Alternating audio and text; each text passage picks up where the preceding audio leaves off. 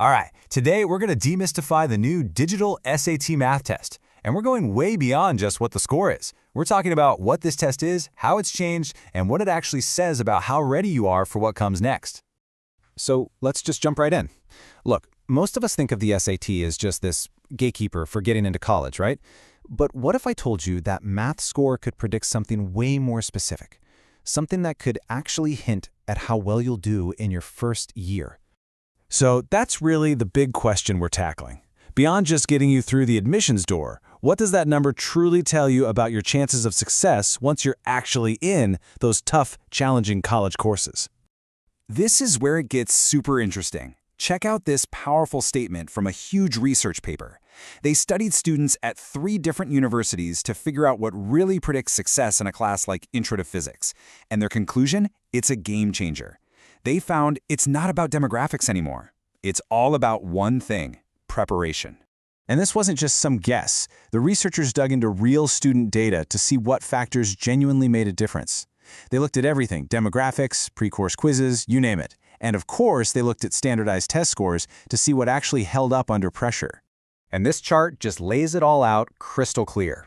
After digging through all that data, only 2 things consistently and powerfully predicted how well students did on their final exams in a really tough STEM course. One was a physics concept quiz they took beforehand, and the other, you guessed it, their math SAT or ACT score. That's it. And this preparation gap isn't just some academic theory. It has huge, real-world consequences. Get this. The study showed that students who started out in the bottom quarter of preparation were about 5 times more likely to end up in the bottom quarter of their class. So you see, that score is more than a number. It's a snapshot of a preparation level that can literally impact your success. Okay, so knowing how high the stakes are, let's get to know the test itself. The SAT has gone digital, and honestly, it's been redesigned to be shorter, way smarter, and in a lot of ways, much more student-friendly. So here's the breakdown. The math section is 70 minutes long with 44 questions. But here's the cool part. It's split into 2 adaptive modules.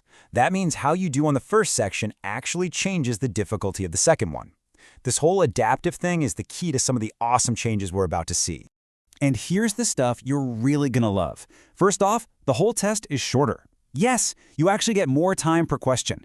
And the best part, you can use a calculator on the entire math section. I mean, no more panicking and trying to do complicated math in your head. Oh, and you get your scores back in just a few days, not weeks. It's a huge upgrade. All right, so we know the format and we know why it matters. So now let's pull out the map and look at what you'll actually be tested on. The College Board breaks all the content down into 4 main areas. This chart breaks it all down perfectly. Just look at it. The test is heavily weighted toward algebra and something they call advanced math. I mean, together, that's about 70% of the entire test. The rest, that other 30%, is split between problem solving and geometry. So right away, you know exactly where you should be spending most of your prep time. Let's start with the biggest piece of the pie, algebra. This is your absolute foundation. It's all about getting comfortable with linear equations and inequalities, not just solving them, but analyzing them and even building them yourself from word problems. Seriously, it's the bedrock for pretty much all the harder maths to come. Now, the other big one is advanced math. This is where the test really ramps up the difficulty to see if you're ready for those college-level STEM classes. We're talking about nonlinear equations here. You know, the curvy, complex stuff like quadratics, exponentials, and polynomials.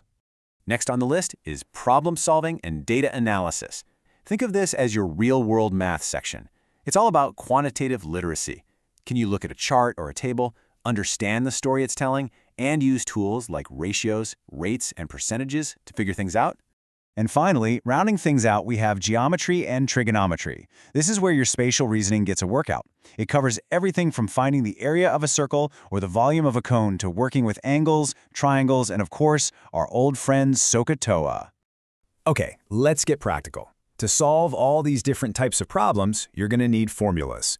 The big question is, which ones do you need to have locked in your memory, and which ones does the test actually give you?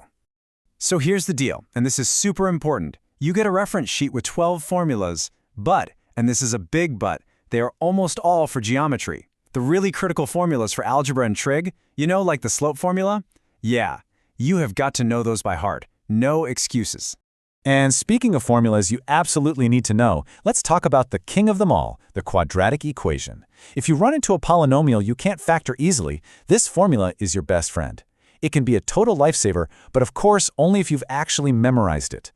And hey, if you're having trouble getting that formula to stick in your brain, here's a pretty great and kind of funny tip from the team at Prep Scholar. Set it to music. You know, like Pop Goes the Weasel or Row, Row, Row Your Boat. It might sound a little ridiculous, but believe me, quietly humming the quadratic formula to yourself is a whole lot better than just staring at the problem with a blank face.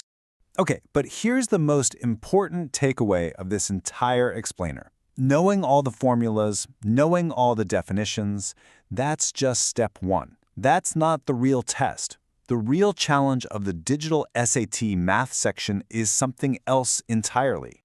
Just take a look at this. This is a perfect example of a tricky SAT problem. You've got a data table, a couple of sentences of context, and then a question that forces you to put it all together. This is not a simple plug in the numbers kind of problem. So, how in the world do you break this down? Well, the actual math formula for probability is easy. The hard part is figuring out which numbers to even use, and that takes critical thinking.